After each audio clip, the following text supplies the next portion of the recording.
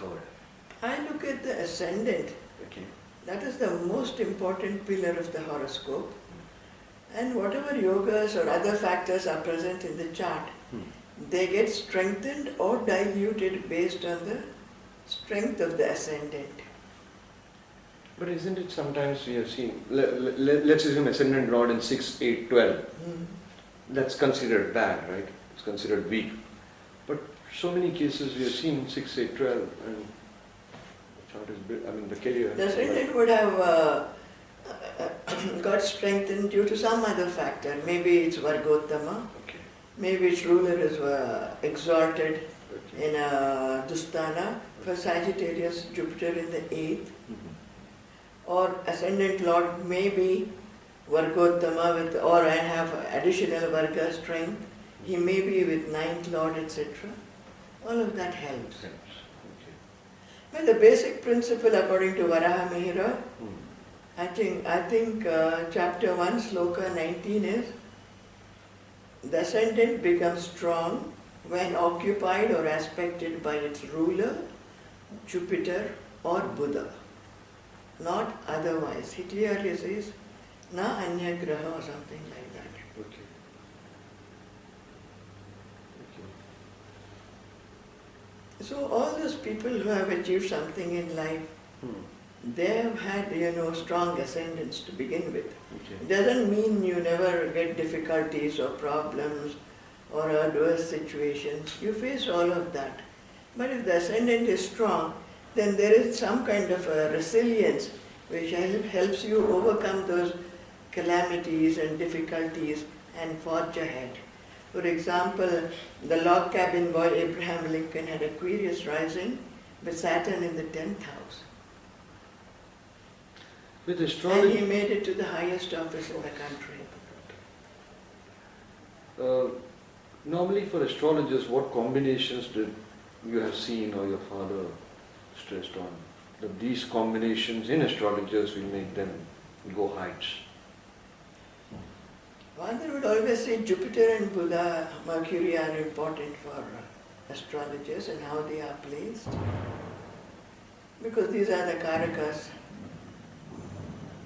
Of course, the moon should also be relatively clean, because it helps your power of judgment.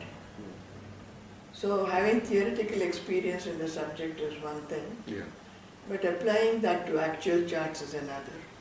Normally they say Jupiter exalted is great for astrology, am I right? Yeah, Jupiter in strength is always good. But haven't you seen Jupiter debilitated also good? Yeah, if it's received other kinds of strength, then it helps. Kiro had Jupiter debilitated with Neecha Bhanga, I think. And he was very good at his subject, palmistry, which was basically predicting. As in astrology, the uses of astrology is prediction basically.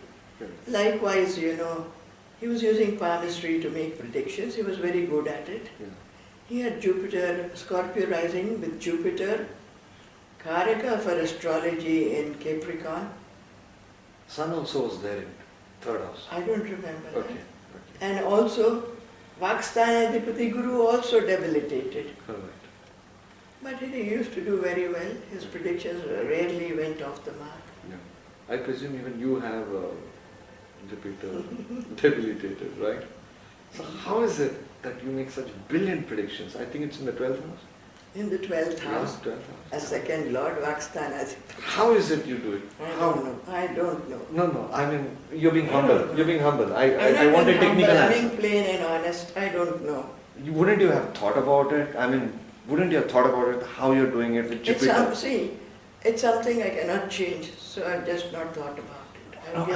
I'm saying technically, if a chart like that is put to you and asked, how is it that with a Sagittarius ascendant, or Aquarius ascendant, how is it that second Lord in the 12th, how can this person predict that to this level, not 1-2 predictions, but this level? What answer would you give? I mean, that's a technical question. Well, second Lord Jupiter, he is Neecha to begin with. He gets Neecha Bhanga from multiple sources. I think when you get Neecha Bhanga from more than one or two sources, the Neecha Bhanga degree also increases. Okay. Neecha Bhanga strength, if you can call it that.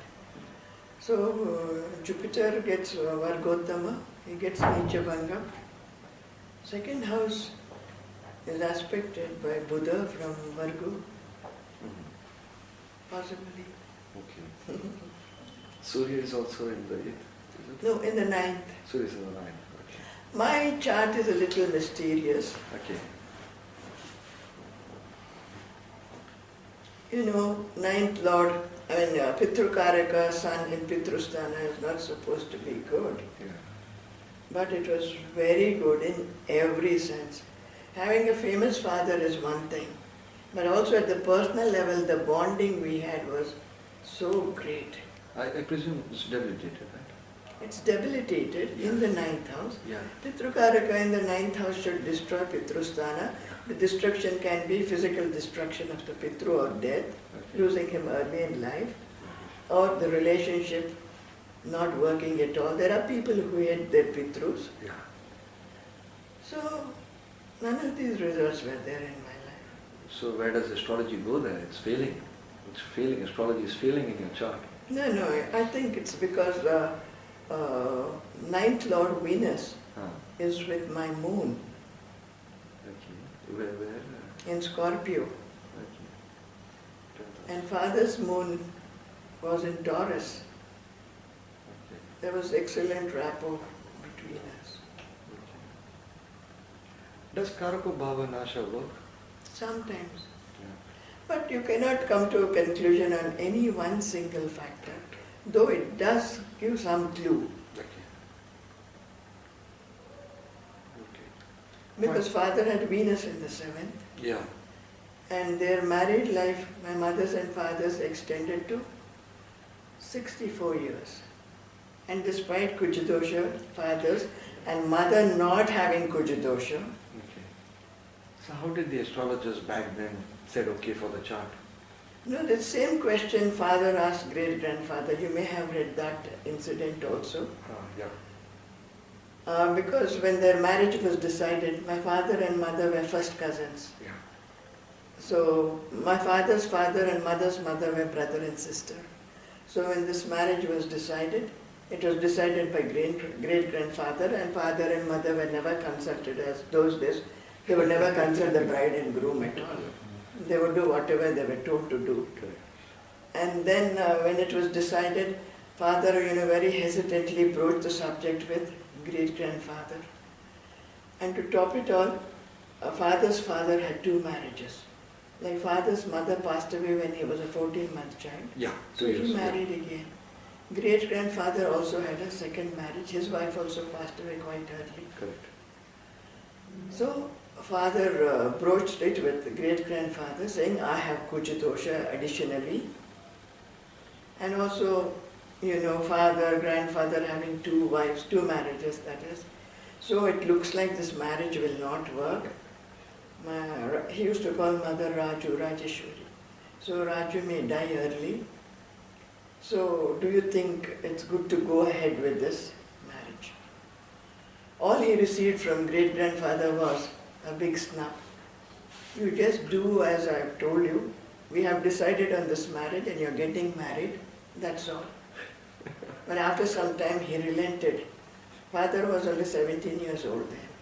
He relented and said, in your chart there is Jupiter in a Kendra from Kalatra Karaka, which will neutralize the Kuja Dosha. Yes, I remember reading that. I now remember reading that, yes.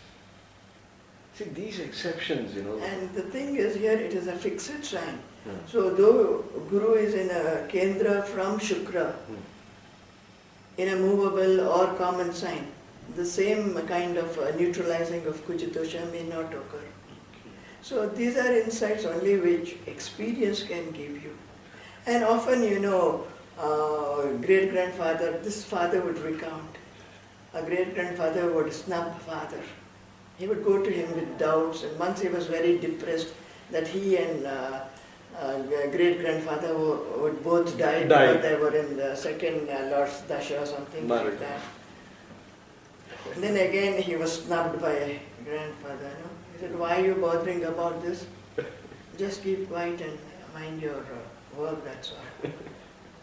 And then after some time again he felt sorry for his grandson and gently explained to him. Did you? And even father would always question him about the Shadbalas and all that. He would say when he was given charts like Shadbala is like this, so this result is expected. Then great-grandfather would give him say, no, this cannot happen, something else has to happen. And father would argue with him. Then great-grandfather would very clearly tell him, mathematical methods have their limitations, they are not everything. Finally, what counts is experience and intuition.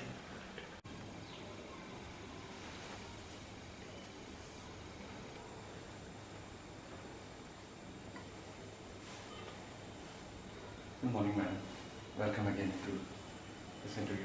Must be quite tiring with all the sessions that has happened yesterday, but I thank you for opening up yesterday, and it was actually a great pleasure talking to you. Speaking about your early life, you grew up in an astrology family. Was there regular visitors of great other astrologers or coming and discussing, and did you pick up something from them? And there were many people, scholars coming to see father. But that was mostly during the period when I was just running around like a little girl and I had no inkling of astrology or anything like that. Okay. But lots of people would come and they would hold discussions. Okay. And after you started taking over the magazine, did you feel that something, young blood always wants to add some new dimensions and all that? How was father open to those ideas? I think both of us had the same kind of ideas. So there was nothing different that I wanted to do. I just fell in line with whatever had been set, as the paradigm for the magazine.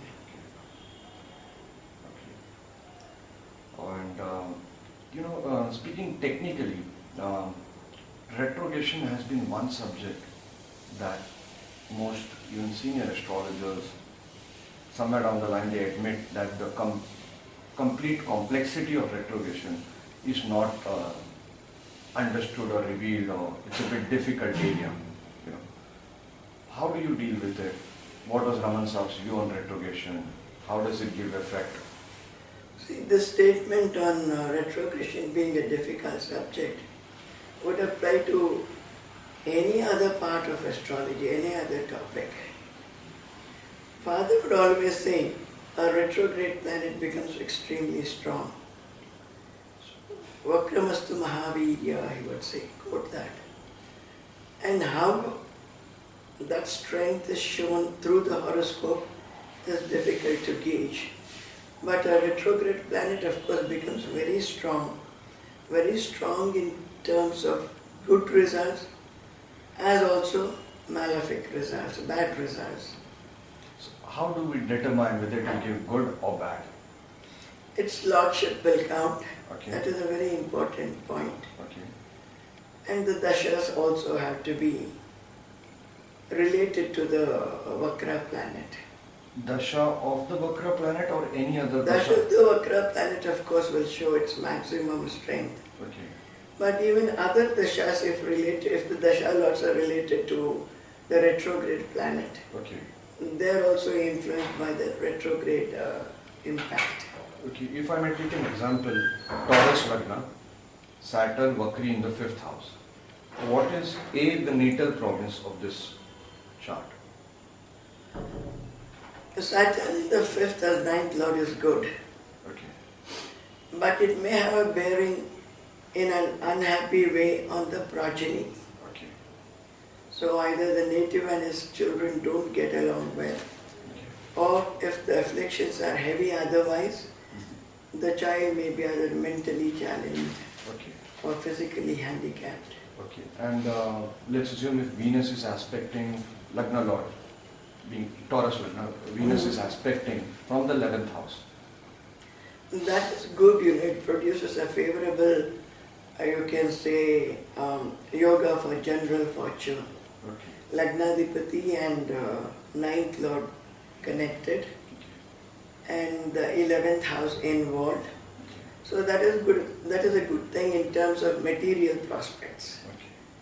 But nevertheless, as regards either the 5th house or the 7th house matters, Venus being also Kalatrakaraka, there will be an element of anguish or pain which one may not be able to share or discuss with others, but it will be some kind of a galling pain one undergoes through most of his life in relation to either the 5th house or the 7th house matters.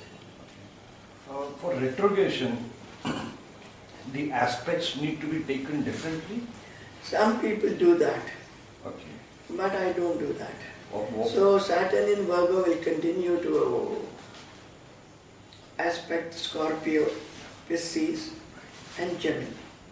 But there are some who take Saturn in Virgo retrograde as aspecting Cancer, Pisces and Dhanas. Correct. That I think so, Vipin Bihari in 1979 issue of Astrological magazine, Surya Prakash Memorial issue, which was on retrogression, he had mentioned an article, complete article on this different reverse aspect of Yeah, Vakri girls. You have not found that working so well. I think the clockwise thing holds good. Okay. And speaking about retrogression, one more chart I would like to discuss, that is Amitabh Bachchan's horoscope. I presume Aquarius Lagna and Saturn Vakri in the 4th house, if I remember well. How do you think so it has contributed to his complete horoscope? As Lagna Lord, he has become extremely powerful. Okay. So foundation of the chart becomes strong. I have not gone through his chart personally, so based upon what you say, Okay. I would say it makes the chart very strong. Okay. And it takes him, very high in life, which already has happened. Okay. And at the personal level, since the 4th house rules mother, 4th house rules domestic peace and environment, there may be issues that could be, rankling him off and on. Correct. And then Lagnadipati Saturn being retrograde, he may be unconventional in certain ways. Saturn aspecting Lagna usually makes for a person of rigidly hanging on to convention and tradition. Okay. So there may be an element of departure from convention, tradition Right. in his personal life. But Saturn will still give its malefic, the Karakato, the kind of, still as a malefic little bit effect. And 4th house, it separated him from his birthplace. As 12th Lord in the 4th, it could have taken him away from his birthplace. But that is not an event which you would call bad or good. It happens almost in everyone's life. But Saturn in the 4th continues to aspect Kumbha. So the Kumbha traits of Kumbha are highlighted. Except for in certain areas there may be a little retro or depart from what is normally associated with Aquarius. Normally, does it behave, retrogression, does it behave differently when it is in 6, 8, 12 houses? Now that I haven't particularly seen. Okay. It behaves like in any other house, Okay. but planets in Dusthanas are also difficult to handle in terms of personal relationships. And when it comes to, if I remember well, Faldipika talks about exalted retrograde, then it becomes debilitated, and vice versa. Does it hold good? See, this is a very tricky question because according to the text, when two exalted planets aspect each other, both of them lose strength and behave like they are in debilitation. But this does not show up in actual cases. They get the benefit of both planets being exalted. And then they say if a planet is exalted in the Rashi and debilitated in Navamsha, it gets weakened and it acts as a yoga bhanga factor for all other yogas in the chart. But I have not found this working. But I have found that if independently of the Rashi chart, a planet that is exalted in Rashi but debilitated in Navamsha, if it gets independently of the Rashi chart, cancellation of debility in Navamsha, it produces Neecha Bhanga favorable results. So Neecha Bhanga can also be looked in Navamsha. Yes, and one of the first charts that really, drew my attention to this point was the chart of Bill Gates. Okay. He has the moon in Pisces. It's a full moon, a waxing moon at least, and it's very powerful therefore. And the moon is the second lord. It's Gemini rising, moon in the second, Mercury and Mars in the fourth.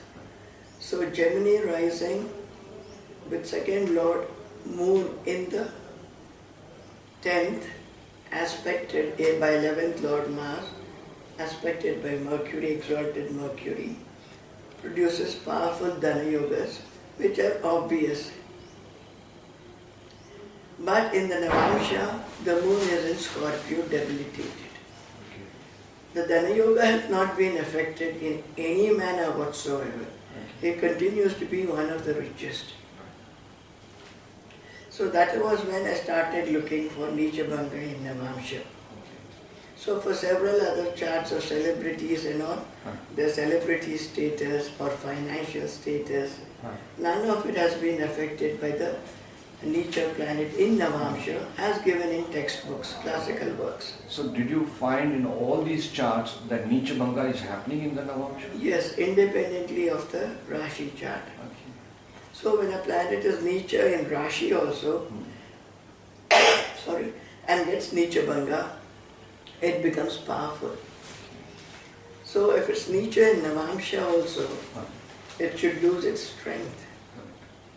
But that has not happened if it has obtained Neecha Bhanga in Navamsha also. In fact, it has gained extraordinary strength. But is it, when it comes to, we have D10 career, and all that.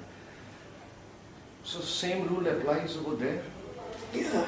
Okay. In the subdivisional charts. Now the textbooks, they confine themselves to saying a planet exalted in Rashi if Neecha in Navamsha loses its strength. They have not mentioned the other Shodasha Vargas. But you can apply the same principle to all the Shodasha Vargas. So if you're looking at Saptamsha in matters relating to children, Dvadashamsha parents, Dashamsha career and vocational matters, the Neecha planet in each of these subdivisional charts, if it gets Neecha Bhanga in that subdivisional chart, it gains strength. But a Neecha planet with Neecha Bhanga always brings in more challenges which you have to overcome to reach success. But the level of success you reach may also be higher than the level of success that a Ucha planet can produce. But for a Ucha Graha or exalted planet, the ride is smoother. But for a Neecha Bhanga planet, it is all the way opposition, challenges, difficulties. But they also have the resilience and inner strength to overcome those difficulties and do much better than those with exalted planets. Coming back to retrogression, Sri V.A.K. Iyer has mentioned a couple of times in his writings about Dr. Raman's work on retrogression, and there is some percentage that he keeps on mentioning, this much is the retrogression. I have tried to trace that in the old astrological magazines, so as my mentor tried to do that. but we have not found that so far. Of course, we don't have It's it. more an arithmetical assessment of Absolutely. the retrograde state. Like father used to say, and before him grandfather, these mathematical figures are like the figures you get in an ECG or medical report. They don't reflect the actuality. But it was of Dr. Raman's work only that Maybe she he had made. initially worked on that and Okay. later on he set it aside. Okay. Maybe he did not publish it. But Okay. later on, whenever we had discussions or had some doubts, Okay. he would say the same thing. Okay. Mathematically, you can look into it, but it's not conclusive. Have you seen charts where a planet is exalted retrograde in 6-8-12 or debilitated retrograde in 6-8-12 and how that particular house has given effect? Would you remember any chart or theoretically would you try to explain it out? I can't recall any, but Jupiter in the 6th is good if retrograde. Mercury in the 8th is good. If retrograde. Yeah. And he gives you an extraordinarily sharp intellect. And it's very good for thinkers, scientists, research-oriented people.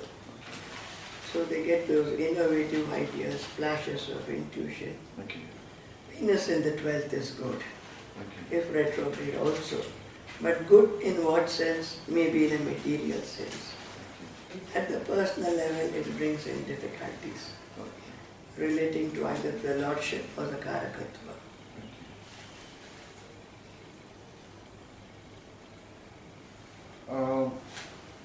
One tricky thing, there are other streams of astrology like KP, this, that, etc. Nowadays there are many more Bhaskaran astrology, Kullar astrology, they have embarked on different path, and probably gone deeper, And we in Vedic astrology are always, they always criticize that what do you do with twin births, But keeping them aside and keeping this purely an intellectual question, how do we deal with twin births? Twin births are an exception. Just as in medical science, you have certain conditions which the doctors describe as 1 in a lakh or 1 in 5 lakh cases. Okay. Likewise, twin births are an exception. So there is nothing to criticize about that. Okay. But when there are twins, let us say multiple births with twins, then the third house of the first twin can be taken as the ascendant of the second twin. Right. This is what I'm so happy you said this because I've been trying to say this to people. I learned that from a Parampara astrologer in Jodhpur, Mr. Divedi. He said the third house you take as the ascendant. But my question to him was, what about octuplets, like 8 births? Then what do we do? Take it 3-3-3? Yeah, we proceed the same way, Okay. in the order of their birth. Okay. The third thereafter, and the third from the third, and so on. Okay. I'm so happy, this is a confirmation from you. So usually when there are octuplets and all, none of them survive. Okay. Usually, isn't it? Yeah. So you don't have any case where octuplets, 8 of them are living and thriving in different fields or anything. Most of them never survive beyond 1 week, 1 month. Yeah. So there also, broadly speaking, the Balarishta Yoga is working. Yeah. Did Raman Sahab ever talk about Shashtiamsha and his experiences with the D60 chart? Not as far as I know, no. Only what he has mentioned in the manual, Okay. not beyond. Okay. And how do we deal with, the 1962 February births, where so many planets in one house? How do we interpret, say for example, a Sagittarius Lagna and every planet in Libra? More than 5 planets in Libra. So how do we deal with such charts? Nothing different from the other charts. Usually if 4 or 5 planets come together, it is a yoga for renunciation and spirituality. But depending upon the moon's position at birth. Huh. This will be latent, and if the dasha is such as to stimulate the four planet combination, ninth lord also being one of the four planets, or the fifth lord being one of the four planets, then these spiritual inclinations will come to the fore. But it doesn't necessarily mean one will become an ascetic or a sannyasi. The inclinations will be there, and everything depends upon the dashas. So then there may be a reorientation of the entire personality. In your experience, apart from Vimshottari Dasha, which other dashas do you use or give prominence to? I've tried one or two, but I have found Vimshottari working very well. So I have not departed from it. There's a saying in the astrological circles that only Dr. Raman's family can use Vimshottari Dasha well. Because all of us find it very difficult, so to speak, to get into. But we've seen that somehow you all are able to time it so perfectly. I mean, if you read Dr. Raman's, my experiences in astrology, I mean, he was able to do it what others have not been able to do it with Vimshottari Dasha. I mean, sometimes I also feel maybe all of us outside your family, we run to various dashas, because we do not know how to use Vimshottari Dasha in a simple manner, And in Parashara Hora it is clearly stated, for the present age which is known as Kali, Vimshottari Dasha is the best. Yeah.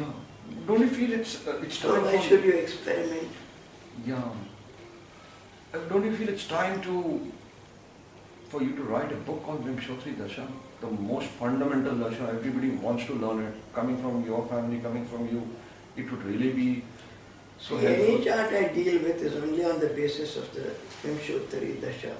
So I don't see the need for a separate book on A test book on subject. Vimshottari Dasha, What is there except that you have the periods, their duration, and how you go about applying them. You're being humble about it, but honestly we find it very difficult. I mean, See, if you're talking about father's level of success, you have to go back to his chart. The second house, Jupiter, Mercury. Mercury was Vargottama in his chart. Jupiter is Vargottama. Second Lord Jupiter in the 10th, aspecting the second, Paksthana. So all of that helped him come out with the kind of forecast he made. I have my own small research which I would like to share with you, which I have shared in the editorials, is the common factor between Dr. B.V. Raman, second house, Dr. B.V. Raman, Mr. K.N. Rao, Krishnamurti of KP, and probably your this thing is, Rahu aspects the second house of the second lord, and this I have seen whenever Rahu aspects the second house in the second lord, the astrologer, in an astrologer's chart, whenever this happens, the person is capable of making stunning predictions. This is, I presume, he had, Dr. Raman had Rahu in the 6th. Rahu in the second. Rahu in the 2nd, right. Rahu is influencing the 2nd. K.N. Rao's Rahu is in the 6th, aspecting the 2nd.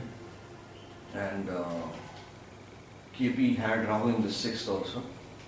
And I presume somewhere down the line, it's also, you have an influence on the 2nd with Rahu. Rahu in the second. Yeah, so this is, Maybe you have a point. I have not really explored it. it's probably Rahu is something to do with Kal and time, that kind of thing, But Rahu would be reflecting the results of his sign dispositor, Yes, or yes. the planet influencing him. Somewhere down the line, I believe Rahu contains the mysterious element, and the mysterious element is astrology is also a mysterious element, So Mr. K.N. Rao, you said Rahu is in the 6th, is it? 6th, aspecting the 2nd house. That is in Pisces. Yeah. Aspected by Guru, Right. Rashadipati, Karaka for intuition, Correct. wisdom. So that angle is also there. And even Dr. Raman's Jupiter was aspecting Yeah. Rahu. Also, let me tell you, probably you've heard this hundreds of times, the world feels that only you all have mastered mundane astrology, and there are some secrets, some researches which hasn't come out so far from your family, by which some technique of transit or dasha, whatever, by which you are able to predict stunning predictions. I presume you predicted about Telangana. The Telangana would be formed. You said no, somewhere, I think after November 2013 it would be a reality. Am I right? Maybe I don't remember. Okay. But I did ask few people, they said you had predicted it, and it was a correct prediction, when others were not so sure about it, you had predicted it. How is it that you all do it? Father had never any secrets. Whatever secrets, if you can call them, secret techniques, they were all there in his editorials and books. And I learned mundane astrology by reading his editorials critically and analyzing them. And if you think I have some secrets, whatever those secrets, they're there in my writings. I give an explanation, astrological explanation, why I have come to a certain conclusion. So even here in the case, let me go back to Obama's election, the first time. And before the election, someone asked me about his chart. And it was during a period when my astrology work was in a state of hibernation. Mother was ill and all that. Then he took out Obama's chart and showed it to me. And I don't know who was running against him, I don't remember. Anyway, I could recall that the United States was, I don't remember the Dasha.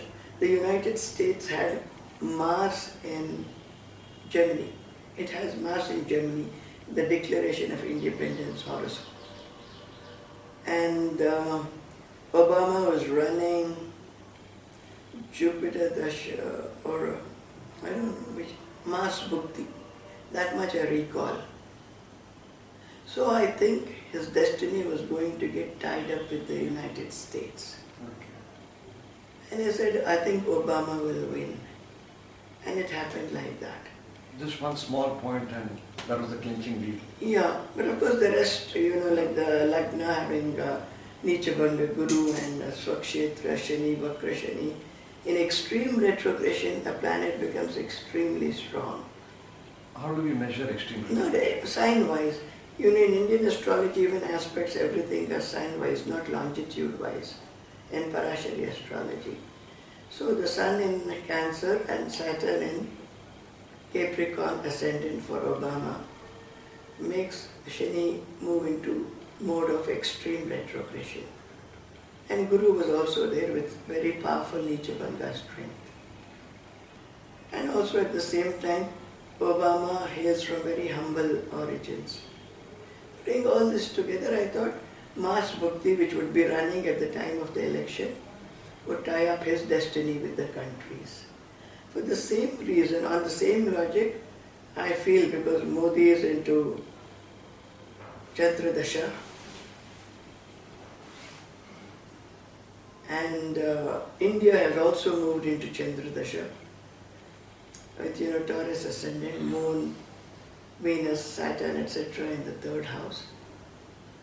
Their destinies are linked up, intricately tied up. And interpreting that would mean he would be running the country. Okay.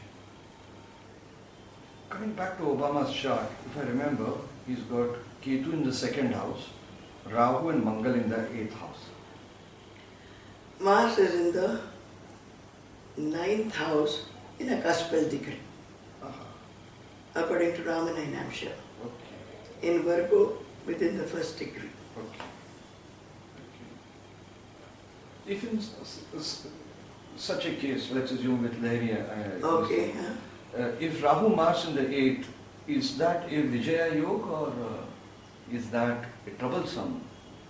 It is a difficult combination in terms of the marriage. But if the spouse has a balancing factor, Okay. then it works out. Okay. But there will always be an undercurrent of tension and strain. Okay.